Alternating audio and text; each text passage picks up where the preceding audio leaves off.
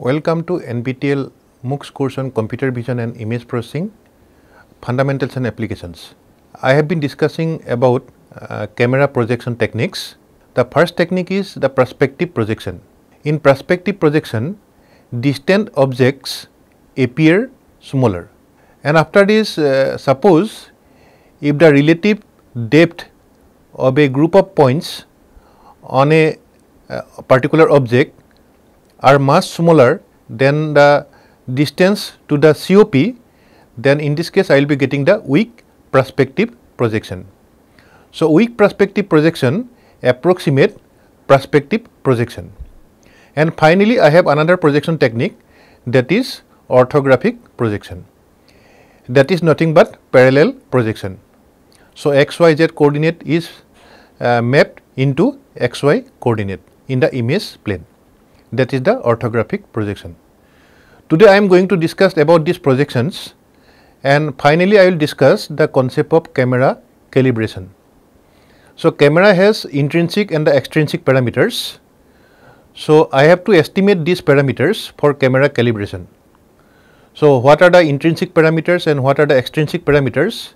That concept I am going to discuss today, and based on this I can do camera calibration.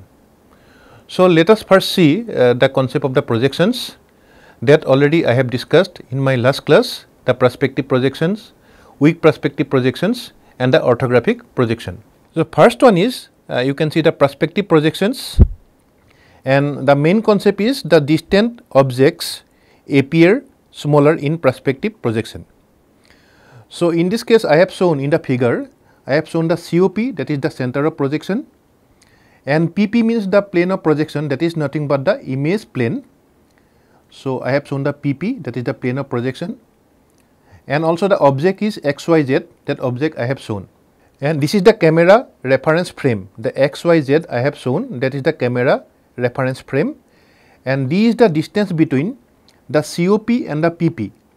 So, that is nothing but the focal length. So, this is the distance between the COP and the PP, the plane of projection. And in this case, in these equations, the first transformation I have shown, that is corresponding to the perspective projection. And in the second case, what I am doing, the scaling of the x coordinate, scaling of the y coordinate, and also the scaling of the z coordinate. I am doing the scaling. And finally, after doing the scaling, I am getting this result. And this is the same as that of this, that is the perspective projection. That concept I have already discussed in my last class. So, what is the interpretation of this mathematics? So, that means a larger object further away, that is further away means the scale of x coordinate, y coordinate and the z coordinate. So, x coordinate is scale, y coordinate is scale and the z coordinate is scale, can have the same size as a smaller object that is closer. The meaning is the distant objects appear smaller in the perspective projection. So, in this figure I have shown this concept, that is the distant objects appear smaller. You can see in this figure. So, I have shown the image plane. So, you can see this is the image plane, and I have shown the projection of the objects. One is A, another one is B, another one is C, like this I have shown, and you can see the projections in the image plane. Already this concept I have discussed, that is the weak perspective projection. So, weak perspective projections, the concept is if the relative depth of points on a particular object are much smaller than the average distance to COP, the center of projections, then I will be getting the weak perspective projections. And actually the weak perspective projection approximates perspective projection. So, in weak perspective projection, it is nothing but the scaling of the x coordinate and scaling of the y coordinate. That is the weak perspective projection.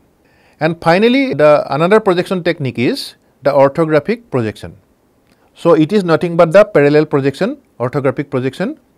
The XYZ point that is mapped into XY point in the image plane, that is the parallel projection.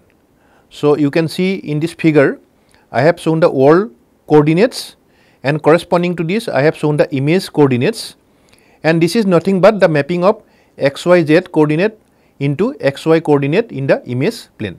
And here also I have shown the orthographic projection, and in this case it is nothing but the mapping from xyz into xy coordinate. That is the concept of the parallel projection, the orthographic projection. And in this figure I want to show the distinction between the orthographic projection and the weak perspective projection. So in the first case you can see this is the object, and corresponding to this image plane, the image plane is far away from the center of projection, and corresponding to this I have the orthographic projection. So it is nothing but the xyz point is mapped into xy coordinate in the image plane. So first one is the orthographic projection I have shown, and in case of the perspective projection, that is nothing but the scaling of the x coordinate and the scaling of the y coordinate that I have shown in the image plane. That is the image plane I have shown, and I have shown the weak perspective projection, and that is nothing but the scaling of the x coordinate and the scaling of the y coordinate. And in this figure I have shown the perspective projection, another one is the orthographic projections. And in summary, what I can show, in perspective projection the 3D point is xyz, and corresponding to this the 2D image position will be fx divided by z. So f is the focal length and fy divided by z. In my figure I put d in place of f, but now I am considering f in place of d. So in place of d I am considering f, that is the focal length in this equation. So corresponding to the perspective projection, it is nothing but fx divided by z, comma fy divided by z. In case of the weak perspective projection, it is nothing but the scaling of the x coordinate and the scaling of the y coordinate. And in case of the orthographic projection, the point xyz is mapped into xy point in the image plane.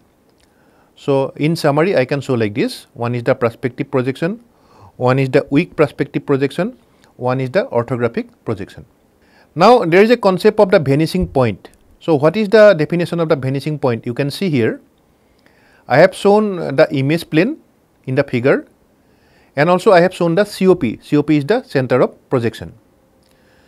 Suppose if I consider one point at the infinity, suppose one point at the infinity, corresponding to this, if I see the projection of this point in the image plane, then I will be getting this point, and that point is the point is V, that is the vanishing point. Now let us consider another point. Suppose the point is A. So corresponding to the point A, so what is the projection in the image plane? In the image plane the projection is A dash, that is at this point. Suppose the point A is moved in this direction, so, and suppose this point is A dash, suppose, and corresponding to this A dash I have the projection in the image plane. So corresponding point is this, that is the projection of the point A dash. And like this, if I move the points in this direction, and suppose this point is A double dash, so corresponding to this my projection point in the image plane will be this. So this is the projection point. So that means if I move the point A to infinity in this direction, then what will happen? This projection point moves closer to the vanishing point. The V is the vanishing point. Okay. So ultimately, corresponding to the point, suppose the point A moves to infinity, then corresponding to this, my projection will be, the projection point will be the vanishing point. That means the projection of a point at infinity is nothing but the vanishing point. So corresponding to two parallel lines, I have the same vanishing point. So that I can show in my next figure.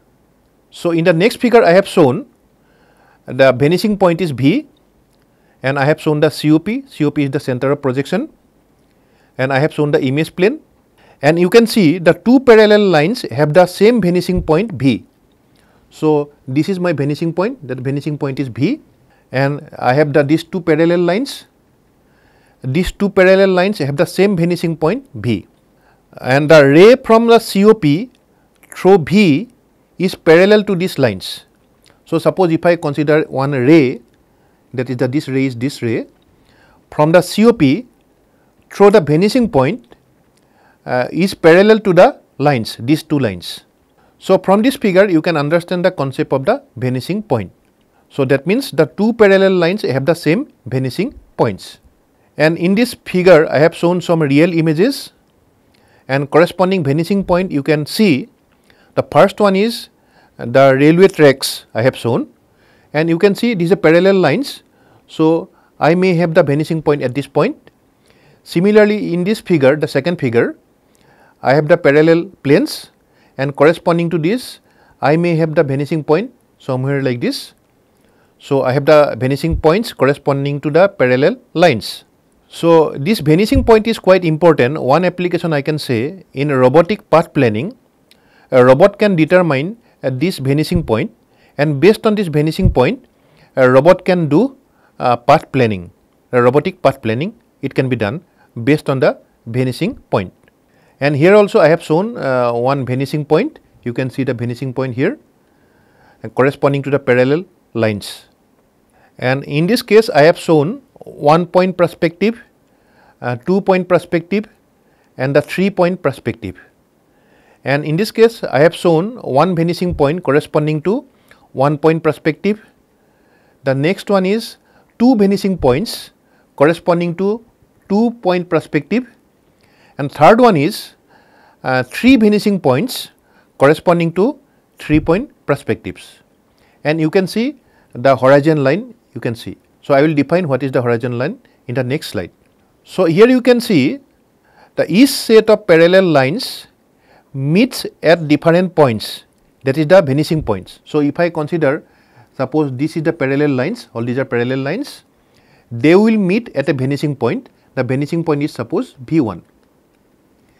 Similarly, if I consider another set of parallel lines, suppose this set of parallel lines, they will meet at another vanishing point. The vanishing point is suppose V2, and these parallel lines are on the same plane. Okay. So, these all the parallel lines are on the same plane, and in this case I will be getting collinear vanishing points. That means the point V1 and V2 are collinear. So, I am getting 2 vanishing points in this case, V1 and V2. Then in this case I will be getting the collinear vanishing points, and the line is called the horizon for that plane. So, that line joining V1 and V2, it is called the horizon line. That is the definition of the horizon line. In this case you can see I have 2 vanishing points, and one important application of the vanishing point, that determination of the fake images. So, suppose if I consider copy and paste forgery. So, suppose one portion of the image it is cut and pasted it on another image. Then in this based on the vanishing points I can determine whether that image is the forged or the original image. The forging I am considering the copy and paste forgery. So, I can determine the vanishing points, and based on the vanishing points I can say whether it is the original image or the forged image, that I can determine. Now, what is camera calibration? So, in case of the camera projections, it is nothing but the 3D to 2D projections. 3D world points are projected onto the 2D image plane. So, camera calibration is the process of estimating intrinsic and or extrinsic parameter. So, what do you mean by intrinsic parameters? The intrinsic parameters deal with the camera's internal characteristics such as focal length of the camera, distortion parameters of the camera, and the image centers. And what are the extrinsic parameters? Extrinsic parameters describes its positions, that is the camera positions and the orientation in the world. So, that means I can estimate the intrinsic parameters like the focal length, distortion parameters, image centers, I can estimate, and also I can estimate the extrinsic parameters, that is nothing but the position and the orientation of the camera with respect to the world coordinate. So, in this case you can see the finding the quantities internal to the camera that affects the imaging process. So like this, image center I can consider, the focal length I can consider, the lens distortion parameters I can consider. These are the internal parameters. Now this precise calibration is required for 3D interpretation of images, reconstruction of world models and robot interactions with the world. So I can give one example. Suppose in the real world, suppose I have two lines, suppose this segment is suppose A, B and C. So suppose this is the world coordinate, in the world coordinate, and this ratio, suppose AB divided by AC, I have some ratios, suppose it is A divided by B, this ratio is suppose A divided by B, and suppose this angle is alpha. So corresponding to this, I will be getting one image in the image plane. So I will be getting one image plane, and in this case this I am considering the ratio A by B and also the angle alpha I am considering.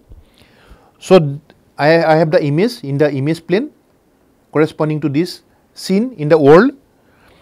So these characteristics should be preserved in the image. What are the characteristics? I am considering the ratio. The ratio is A by B and also angle is alpha. So in the image also this angle should be alpha and the ratio should be maintained. The ratio between suppose this point and this point, that is suppose A dash, B dash and it is suppose C dash. So that ratio should be maintained, A dash B dash divided by A dash C dash, that should be also maintained in the image. So these characteristics should be preserved in the image. So in case of the robot interactions, robot takes images, so robot captures images, and what information available in the image, that should be perfectly matched with the real world scene. So that is important for hand-eye coordination in case of the robot interactions. So I am repeating this because the robot takes images by using the cameras, and what information available in the image, that should be perfectly matched with the real world scene. That is the case. So for all these cases I need camera calibration. So the parameters of the camera already I have mentioned, the extrinsic parameters and the intrinsic parameters of the camera, and in this figure you can see that I have shown the camera reference frame, I have shown the COP is the center of projections and PP is the plane of projections. So I have shown, and our object is nothing but the XYZ is the object. So what is the extrinsic parameters? Extrinsic parameters define the location and the orientation of the camera reference frame with respect to the known world reference frame. I am repeating this. So extrinsic parameters define the location and orientation of the camera reference frame with respect to a known world reference frame. That is the extrinsic parameters. And what about the intrinsic parameters? The intrinsic parameters link the pixel coordinates of an image point with the corresponding coordinates in the camera reference frame. And in this case, I can show this case. So what is the meaning of the intrinsic and the extrinsic parameters? So I have the coordinate system. One is the object coordinate system. The number one is the object coordinate system. And again I have the another coordinate system, that is the world coordinate system. And because I have the camera, so I have the camera reference frame, the camera reference coordinate system, that is the camera reference frame. Number 4, I have the image plane, that is the image reference frame, and after this I have the pixels coordinate, the pixels reference frame. So I have these reference frames. One is the object reference frame, one is the world reference frame, another one is the camera reference frame, one is the image reference frame, and another one is the pixel coordinates. So extrinsic parameters means that is the location and the orientation of the camera reference frame with respect to the known world reference frame. that is the extrinsic parameters. And the intrinsic parameters link the pixel coordinates of an image point with the corresponding coordinates in the camera reference point. So, I have the pixel coordinates and I can find the correspondence between the pixel coordinates and the camera reference frame. So, this is about the extrinsic parameters and the intrinsic parameters. In my next slide, you can understand this concept. So, first one is I have the object reference frame. So, here I have shown the object reference frame. So, the coordinates are xb, yb and zb. That is the object reference frame I have shown. And also I have shown the world reference frame, that here I have shown the coordinate is xw, yw and zw. That is the world coordinate reference frame. And I have the camera reference frame. So, you can see the COP is the center of projection here. So, I have the camera reference frame xc, yc and the zc, that is the camera reference frame. And if I consider the image frame, image is nothing but the 2D. So, in the image frame, the image reference frame is xf and one is yf. If I consider the object frame, world frame and the camera frame, they are 3D. But if I consider the image reference frame, that is nothing but the 2D. So, I have x coordinate and the y coordinate. And after this, I have the pixel coordinates. So, corresponding to this image plane, I have the pixels. So, this corresponds to the pixel coordinates. So, you can see xp and the yp, the pixel coordinates. So, now I will show all these one by one. The one is the object reference frame, one is the world reference frame, one is the camera reference frame, one is the image reference frame, one is the pixel reference frame. So, first one is the object coordinate frame. So, I am considering the notation x naught, y naught, z naught, and it is useful for modeling objects. So, in this figure I have shown the object coordinate frame that already I have shown, that is xb, yb and the zb. The next one is the world coordinate frame. So, my notation is xw, yw and zw. So, in the figure you can see one is xw, one is yw and one is zw. That is the world coordinate frame, and it is useful for interrelating objects in 3D. That is the world coordinate frame. The next one is the camera coordinate frame.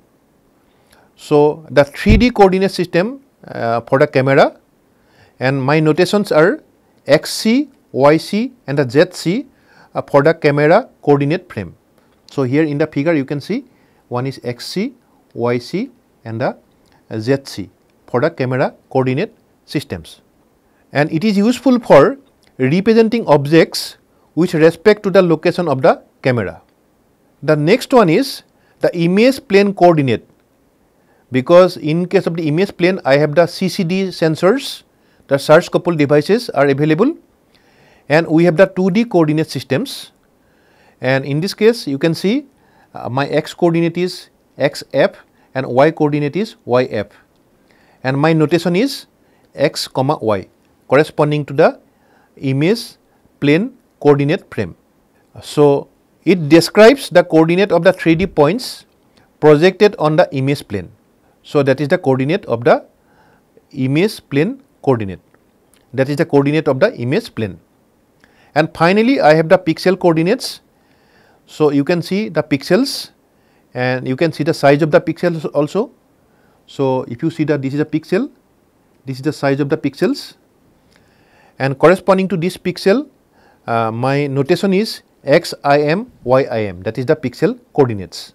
So, these are pixel coordinates. I have the xim and the yim in the pixel coordinate frame. So, that means I have 5 frames. So, in this case, in summary I can show you the first one is object coordinates, that is the 3D coordinate systems. The next one is the world coordinates, that is also the 3D. After this we have the camera coordinates, that this is also the 3D coordinate systems, and these are mainly the object coordinates, world coordinates and the camera coordinates. These are the external parameters. and after this I have the image plane coordinates, that is the 2D, and the pixel coordinates, that is also 2D. These are the internal parameters of the camera. The external parameters mainly considers the world coordinates and the camera coordinates. So, the world to pixel coordinates, if you see, the world and the pixel coordinates are related by some additional parameters. The additional parameters are the position and the orientation of the camera, the focal length of the lens of the camera, the position of the principal points in the image plane, and also the size of the pixels. So, these are the parameters. So, that is the relationship between world and the pixel coordinates. So, for this I need the position and the orientation of the camera, the focal length of the camera lens, the position of the principal points in the image plane, and the size of the pixels. And already I have defined what are the extrinsic parameters and the intrinsic parameters. Extrinsic parameters that define the location and the orientation of the camera reference frame with respect to a known world reference frame. That is the definition of the extrinsic parameters. And for the intrinsic parameters, what is the definition of the intrinsic parameters? The intrinsic parameters necessary to link the pixel coordinates of an image point with the corresponding coordinates in the camera reference frame. So, that is the meaning of the intrinsic parameters. Now, in the next slide you can see I have shown the extrinsic parameters and the intrinsic parameters. So, I have shown the object coordinates, world coordinates, camera coordinates, and the image plane coordinates and the pixel coordinates. So, in this figure also you can see the extrinsic parameters and the intrinsic parameters. Now, in this case, in this figure I have shown that how to estimate the extrinsic and the intrinsic parameters. So, for this, a set of known correspondence between point features in the world and their projections on the image I have to determine. So, in this case you can see I am considering one calibration object. Here this is the calibration object I am considering, and in this case I have to estimate the intrinsic and the extrinsic parameters by considering a set of known correspondence between point features that I have shown in the calibration object in the world and their projections on the image. So, corresponding to these known feature points, if you see that these points, I will be getting one image in the image plane. So, I will be getting one image in the image plane, and corresponding to these features I can find the correspondence. I can find the correspondence between the world coordinate and the camera coordinates that I can find. So, what is the calibration object? The parameters of the corner are estimated using an object with known geometry. So, what is the calibration object? The parameters of the camera are estimated using an object with known geometry. So, in this case I have considered the calibration object and I know the geometry of this object. So, from this I can estimate the parameters. Now, in this case first I am considering the concept of the extrinsic parameters. So, for this what I have to do, I have to develop some transformation between the unknown camera reference frame and the known world reference frame. So, in this figure I have shown two reference frames. One is the world reference frame. So, first one is the world reference frame, suppose the center is C1, and another one is the camera reference frame, and suppose the center is C2. So, if I want to align the camera reference frame with the world reference frame, for this what I have to do? First I have to translate the origin of the camera reference frame to the world reference frame, so that both the origins will be coincided exactly. So, first that means first I have to do the translation operation so that the origin of the camera reference frame will be coincided with the origin of the world reference frame. So, that means I am repeating it again. So, if I want to align the camera reference frame with the world reference frame, I have to translate the origin of the camera reference frame to the world reference frame so that both the origins will be coincided exactly. So first I have to do the translation. After this I have to do rotation of the camera reference frame so that it aligns with the world reference frame. So that means first I have to do the translation so that I can do the matching, that is the C1 and C2 will be matched, it will be overlapping.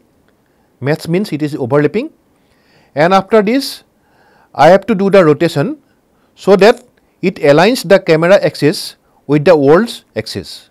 So these operations I have to do. First I have to do the translation, and after this I have to do the rotation. So this transformation I have to do for alignment of these two coordinate reference frames. One is the world reference frame, another one is the camera reference frame. In this figure also I have shown the same concept. So for alignment of these two coordinate systems, first I am doing the translation, and after this I am considering rotation. So that means the 3D translation I am considering, that is describing relative displacement of the origin of the two reference frames, because I have to overlap the origins C1 and C2. So for this I have to do the translation, and after this for aligning the axis of these two coordinate systems I have to do the rotation. So for this I am considering the 3×3 rotation matrix I am considering. So you can see what is the transformation from the camera to world. So PW is the world point and PC is the camera point in the camera reference frame.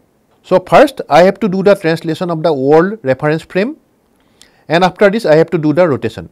So first I am doing the translation of the world reference frame, and after this I am doing the rotation of this frame, the world frame, so that world reference frame will be coinciding with the camera reference frame.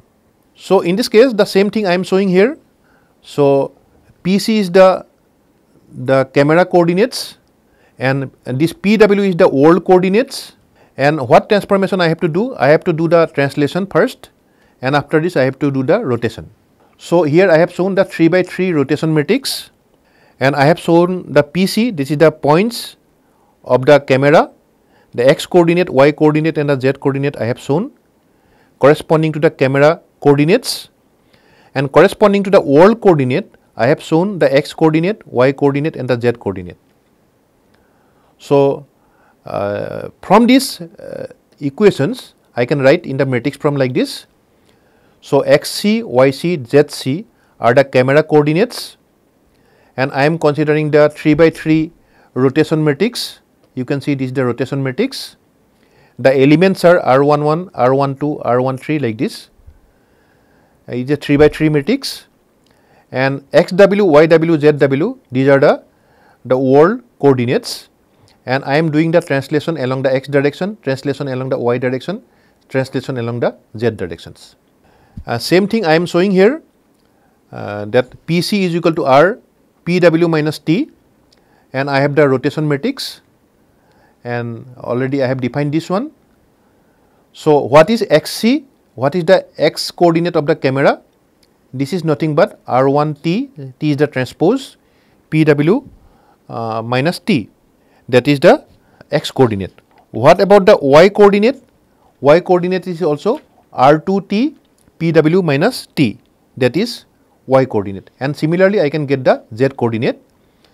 So I can get the x coordinate, y coordinate and the z coordinate. This RIT corresponds to the ith row of the rotation matrix that I am considering.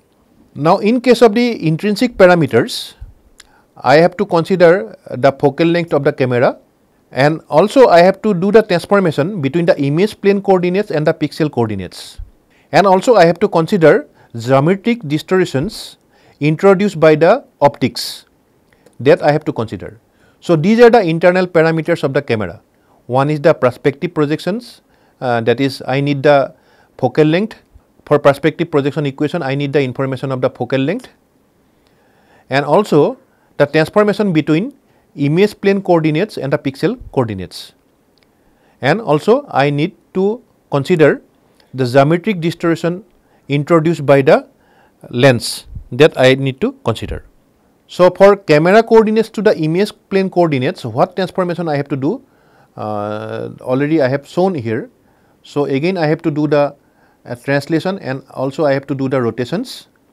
So, in this case already I have defined the camera coordinates xc, yc, zc, and the world coordinates are I have defined, that is pw I have considered, and I am doing the translation and the rotations. And if I consider the perspective projections, so if I put the perspective projection equation, this is the perspective projection equations, x is equal to f xc divided by zc. So, corresponding to this, if I put these equations here into these equations, I will be getting this one. So, just putting the value of xc and the zc, I am putting this in the perspective projection equations. And from image plane coordinates to pixel coordinates, I need to consider, and in this case I am considering the ox, oy, that is the coordinates of the principal point. So, principal point in the image plane, that I can consider as the center of the image. So, if the size of the image is m cross n or by n cross m, then ox will be n divided by 2 and oy will be m divided by 2. The size of the image is n cross m. That is the principal point in the center of the image. And also I need to consider the effective size of the pixels. So, that I need to consider. So, in this case I am considering Sx and the Sy, I am considering that corresponds to the effective size of the pixels in the horizontal and the vertical directions, that is in millimeters. So, that means you can, in this figure you can see I am considering the scene point, the point is P in the world, and I have shown the world frame. So, I have shown the image plane. So, this is the image plane, and also I have shown the pixels. If you see the pixels, so I have shown the pixels, and principal point I am considering ox comma oy, and I have shown the camera projection center. So, this is the camera reference frame I have considered. So, corresponding to this you can see I have the coordinates x and y coordinates I will be getting, and in this case it is nothing but x I m minus ox, because I have to do the translation corresponding to the principal point in the image plane, and similarly for the y also I am doing, and also I have to do the scaling. You can see here I am doing the scaling of the x coordinate and the y coordinate, because I am considering the effective size of the pixels I am considering. So, in this case ox, oy is the image center I am considering, and x, sx and the sy corresponds to the size of the pixels. And in this case I am considering the negative sign in the equations are due to the opposite orientation of the xy axis in the camera and the image reference frame. So, in the figure you can see the opposite orientations of these two coordinate systems. Here you see in the image the direction of x coordinate is this, y coordinate is this, but in the pixel coordinate what I am showing, x direction is this and the y direction is this, that is opposite. So, for this I am considering the negative sign. So, this is that is the intrinsic parameters I am considering, and from image plane coordinate to the pixel coordinates. So, by using this matrix notation, because already we have defined these equations, and in matrix form I can write like this, that x I m, y I m 1 I can write like this, and in this case sx and sy I am considering because of the size of the pixel, that means I am doing the scaling. And finally, the relating pixel coordinates with the world coordinates, and already I have defined these equations, that is the perspective projection equations, and that is the perspective projection equations, and we know this already I have defined about this, the image and the pixel coordinates. So, from this you can get x I m and the y I m, you can see these equations. So, I will be getting x I m and the y I m from these equations. And also I have to consider that image distortions due to the optics, that is the lens. So, I have to consider. So, in this case I have shown the radial distortions, and this is in the world frame of reference, and this is in the image. In world frame of reference this is a circle, but in case of in the image plane I am not getting the circle because of the radial distortion. So, in this case x comma y, that is I am considering x comma y, the coordinate of the distorted pixels. In the equation you can see x and y I am considering, and I am showing that this is the equation of a circle, x square plus y square is equal to r square, that is the equation of a circle I am considering. So that means in the world it is a circle, but in because of the radial distortions I am not getting the circle in the image plane. And what is x comma y? X comma y is the coordinates of the distorted points. The distortion is a radial displacement of the image points. So this is the distortion. That distortion is called the radial distortion, and the distortion is a radial displacement of the image point. The displacement is null, there is no displacement at the image center, and it increases with the distance of the point from the image center. And the optics introduces image distortions that become evident at the periphery of the image. So this distortion I can model by using these equations. So I am doing the corrections. So x corrected and the y corrected I am getting by modeling of this, the radial distortions, and I am considering the parameters k1, k2, k3. These are the intrinsic parameters. And if you see this image, the optics introduces image distortions that become evident at the periphery of the image. You can see in the periphery this distortion is evident, that is the radial distortion is evident. And so you can see the k1, k2, k3, these are the intrinsic parameters of the camera. So that I need to consider during the camera calibration. And there you can see here I have shown the distorted image because of the radial distortion, and after this it is corrected by using these equations, that is the I am doing the modeling. So by using this it is corrected, the x coordinate is corrected and the y coordinate is corrected, and you can see the corrected image here. The second image is the corrected image.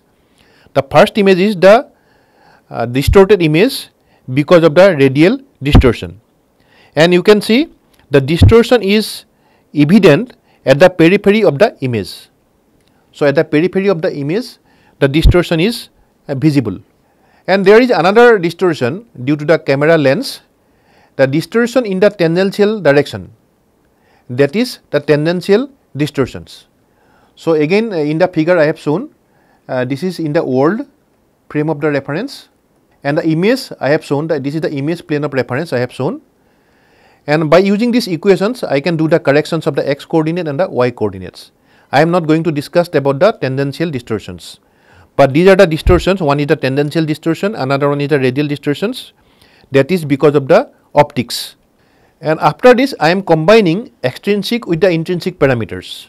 So I have shown the matrix is MIN, that is the internal parameters of the camera I am considering, that I am considering the matrix MIN, and also I am considering this matrix MEX, that is nothing but I am considering the external parameters.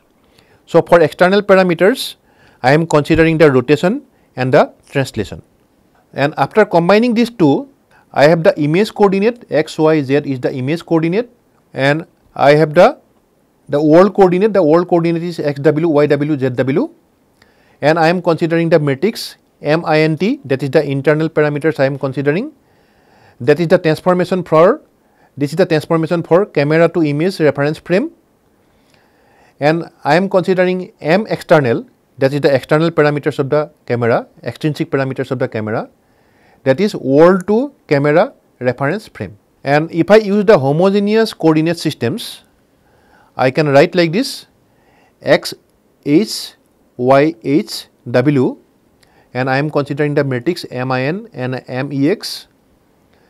And in this case you can see the elements of the matrix M. I am combining these two matrices, one is the MIN, another one is MEX. I am combining these two matrices and I am getting the matrix M. And what are the elements of the M?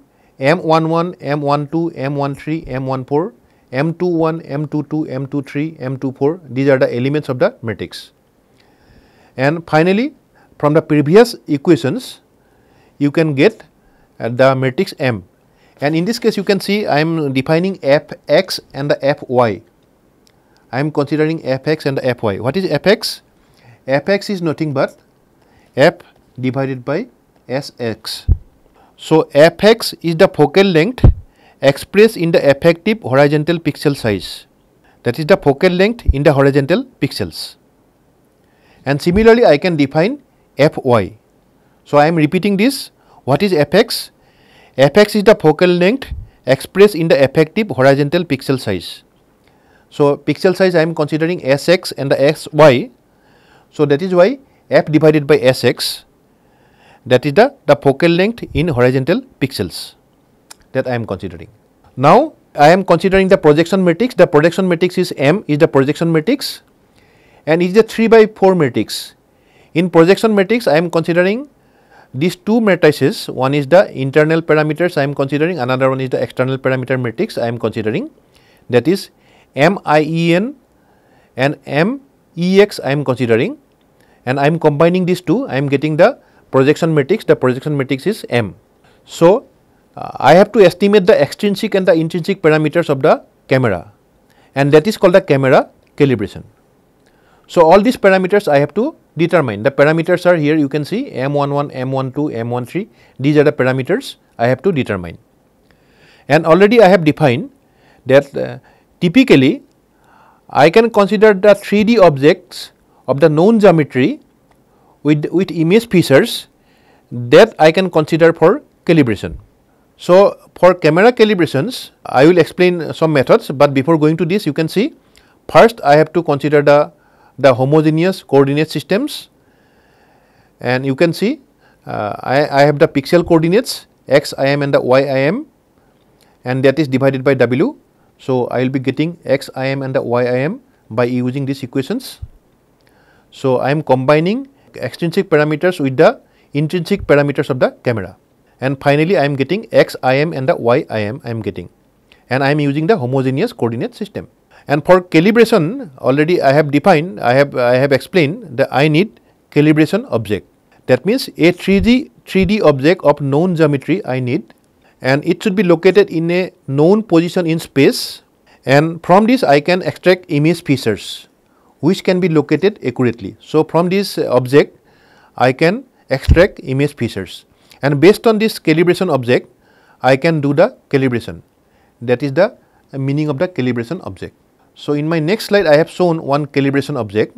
So this is the calibration object, and two orthogonal grids of equally spaced black squares I can consider as a calibration object, and assume that the world reference frame is centered at the lower left corner of the right grid with axis parallel to the three directions identify the calibration pattern.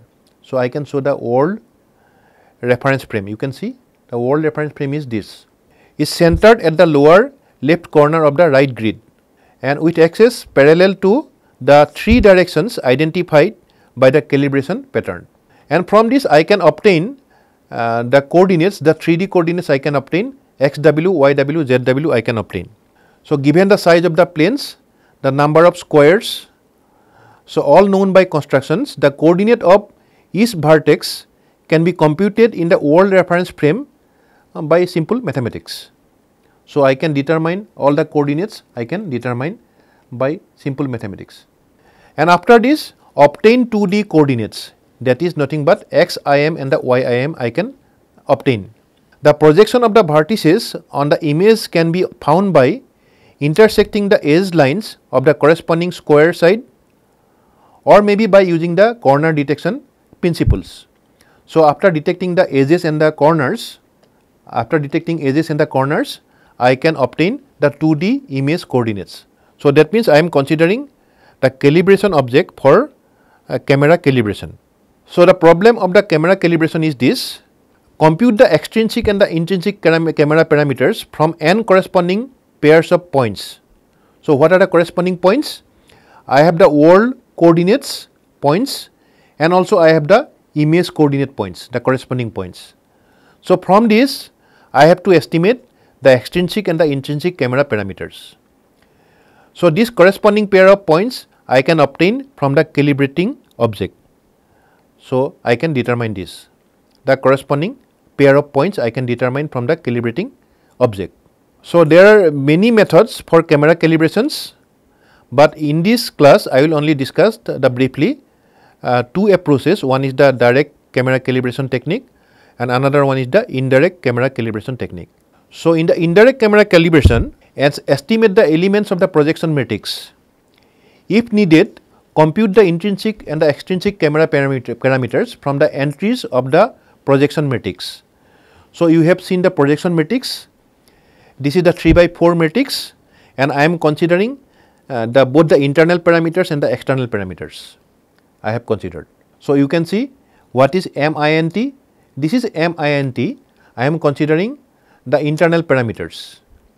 In this case, I am considering the focal length, the size of the pixels I am considering, but I am not considering the camera distortions parameters. So if I consider the camera distortion parameters, the computation will be difficult. So that is why I am not considering the camera distortion parameters, but here only I am considering the focal length and the size of the pixels. And this matrix, if you see M external, I am considering the rotation and the translation, that already I have explained. And corresponding to this, you can see corresponding to the projection matrix, I have this matrix, M matrix. So I have to estimate the elements of the projection matrix in case of the indirect camera calibration. The indirect camera calibration is somewhat easier as compared to direct camera calibration. In case of the direct camera calibrations, so it is nothing but direct recovery of the intrinsic and the extrinsic camera parameters. So this is the intrinsic parameters and these are the extrinsic parameters, and I can directly recover the intrinsic and the extrinsic parameters of the camera. So briefly I will explain both the principles. One is the indirect camera calibration, one is the direct camera calibration. So first one is the indirect camera calibration I am showing. So here you can see this equation already I have defined in my previous slide. So I have the projection matrix.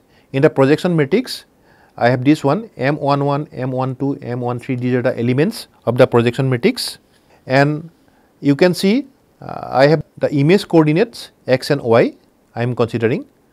So just I am replacing x I am, y I am with x, y for simplicity.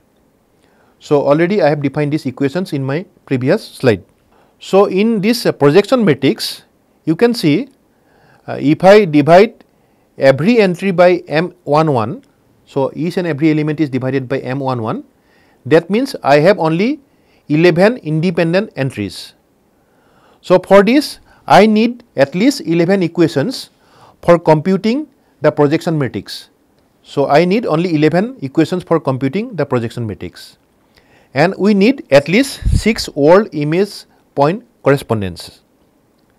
So you can understand this. So this is the projection matrix, and this projection matrix has 11 independent entries because the other elements are divided by M11, and for this I need 11 equations for computing M. And step 1, so already you have these equations and I have this correspondence. One is the world coordinates, another one is the image coordinate. I have this information, and from these equations you will be getting this one. If you see, so from these equations you will be getting this. You can see by simple mathematics you will be getting this one, and from these equations I will be getting one homogeneous system of equations. So I will be getting one homogeneous system of equations. So n number of rows and 12 number of columns I am having the matrix, and I am considering the solution AM is equal to 0, that I am considering this. So what is M here? M is nothing but the vector. I am considering the vector. M is a vector, suppose. And what are the elements of the vector? M11, M12, like this, M34, and it is the transpose.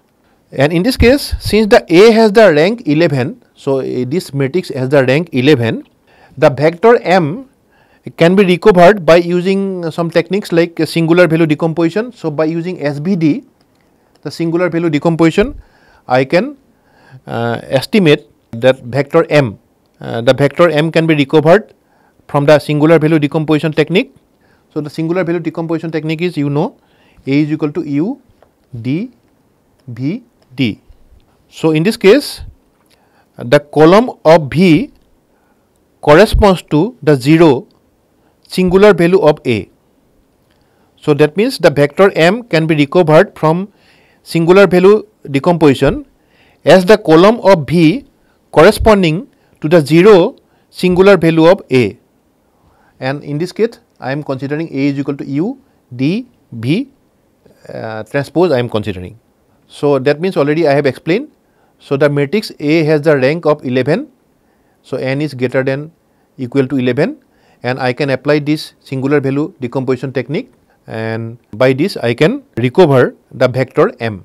And after this I can find the intrinsic and the extrinsic parameters, the step number 2. So, I can find the values of m11, m12 like this I can find. So, this is the projection matrix. So, this corresponding to this m11, m12, m13, m14, I am defining following vectors. So, vector is suppose q1, q2, q3, q4. So, what is q1? m11, m12, m13 I am considering. For q2 I am considering m21, m22, m23 I am considering, and similarly q3 and q4 I am considering. And after this the solutions will be getting, because I have to compute these parameters. Ox I can determine, Oy I can determine, and fx and the fy also I can determine by using these equations. For solutions you can see this book chapter you can see. So, this book you can download also from the net, and you can see the solution of this. You will be getting the fx and the fy, that is the focal length you can determine, that is the intrinsic parameters of the camera. This is about the intrinsic camera calibration. So, this is about the indirect camera calibration. The next I am going to discuss the direct camera calibration. So, already I have defined this equation, the PC is equal to R PW minus T, and PC is equal to R PW minus RT, and PC is equal to R PW minus T transpose. Now, for simplicity we replace minus T transpose with T. So, for simplicity I am replacing minus T transpose with T, and corresponding to this PC I am getting, the PC is the camera coordinates, R is the rotation matrix, PW is the world coordinates, plus T is the translation vector. So, I am considering the translations, and the rotation matrix I am considering. So, this transformation I am getting, that is the transformation for the camera coordinates and the world coordinates. And from camera coordinates to the pixel coordinates, already I have obtained these equations in my previous slide, and from this I can get the relation between the world coordinates and the pixel coordinates. So, this I am getting. So, I am getting the relationship between the world coordinates and the pixel coordinates. You can see these equations. And after this, the intrinsic parameters. What are the intrinsic parameters? The focal length Sx and the Sy, that is the size of the pixels, and in this case Ox and the Oy, that is the center of the center point I am considering. And you can see this is my matrix MIN, that is the I am considering the internal parameters of the camera, that is the intrinsic parameters of the camera. And I can define 4 independent parameters. I can define like this: fx is equal to f divided by sx, that is the focal length in horizontal pixels; alpha, that is the aspect ratio I can define, that is nothing but sy divided by sx; and also the image center coordinates already I have defined, that is ox comma oy I can define. So, the main steps. So, assume that Ox and the Oy are known, and we have to estimate all the parameters, and finally I can estimate Ox and Oy. So, detailed derivations you can see from this book. So, already I told you that this book you can download from the net, and you can see so how to do the camera calibration by using the indirect camera calibration method, and another one is the direct camera calibration method. But in my class I have explained these two techniques. One is the concept of the camera calibration and why the camera calibration is important, and after this I discussed the indirect camera calibration and the direct camera calibration techniques.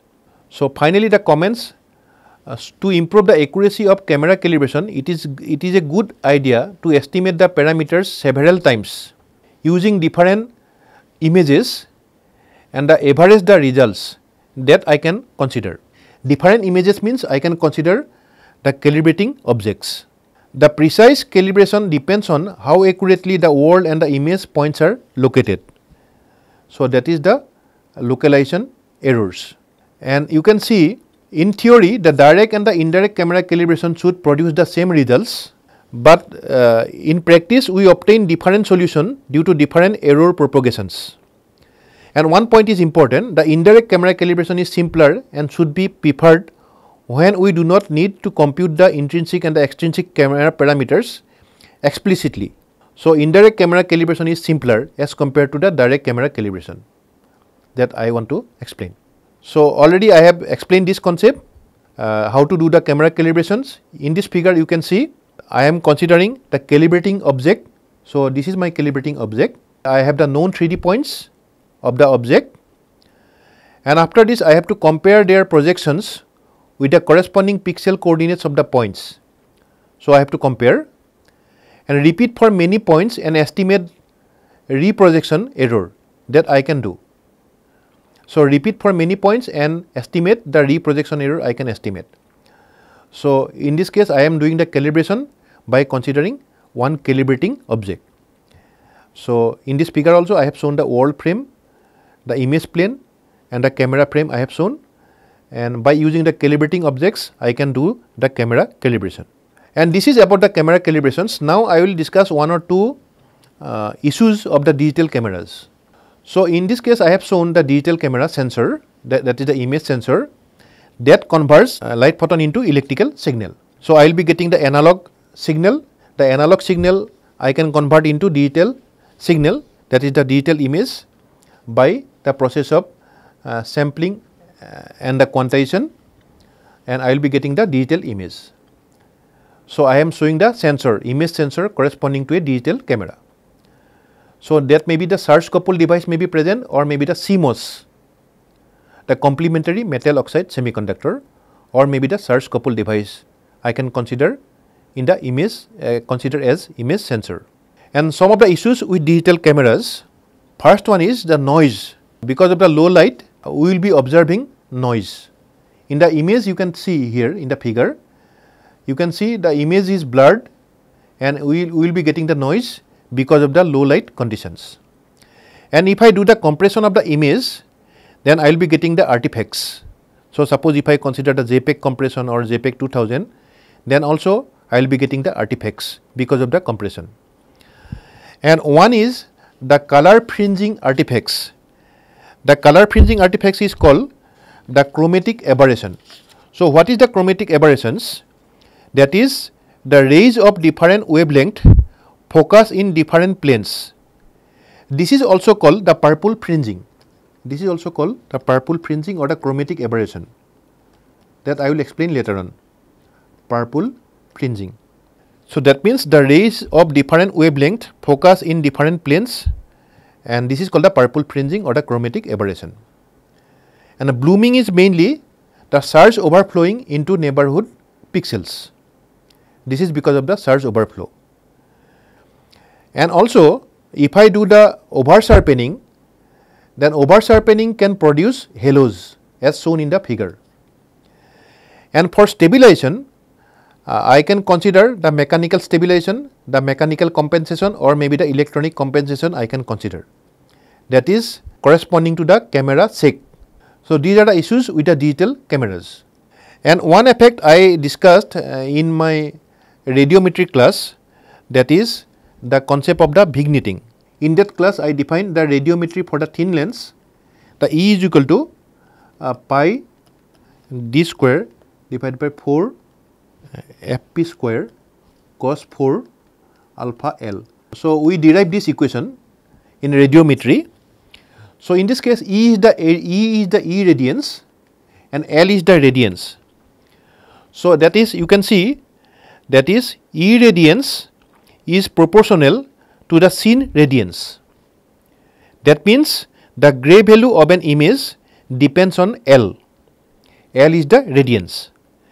And in this case, the term cos 4 alpha, I am considering the term cos 4 alpha, this is the term cos 4 alpha, indicates a systematic lens optical defect, and that is called the vignetting effect. So, this is the vignetting effect actually depends on the term the cos 4 alpha. So, what is the interpretation of this cos 4 alpha? So, optical rays with larger span of angle alpha, the span of angle is alpha, are attenuated more. Hence, the pixel closer to the image borders will be darker. So, you can see the image pixels in the boundary, in the border it is darker because of the vignetting effect. So, that is the optical rays with larger span of angle, the angle is suppose alpha, the span of angle is alpha, are attenuated more, and for this the pixels closer to the image borders will be darker. And this vignetting effect can be compensated by a radiometrically calibrated lens. So, this vignetting effect already I have discussed in my radiometry class. And these chromatic aberrations, the definition is the rays of different wavelength focus in different planes. Here you can see I am showing the different wavelength, the red, the blue, they focus in different planes, and in this case you can see because of this I am getting the reddish boundary here, maybe something like this I am getting because of the chromatic aberration, that is the purple fringing. So, this is mainly the rays of different wavelength focus in different planes. And one application of this, I can give one application, that image forgery detections by considering the chromatic aberration, that is the purple fringing. So, you can see one is the original image, and after this I am considering the manipulated image. You can see I am doing the manipulation of this, and the duplicated regions were detected.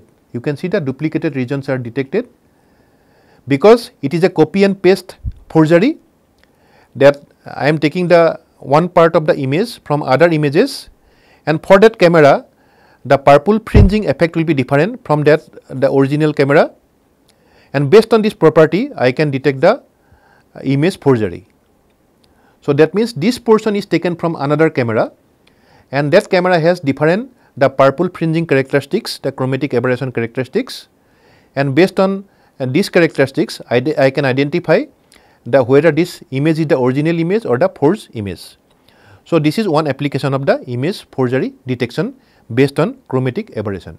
So, in this class I discussed the concept of camera calibrations.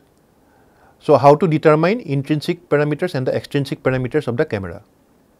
I have discussed two methods, one is the direct camera calibration method, another one is the indirect camera calibration methods. So, briefly I discussed how to do the camera calibrations and how to estimate the camera parameters and how to find the projection matrix. So, this is about these camera calibrations, and let me stop here today. Thank you.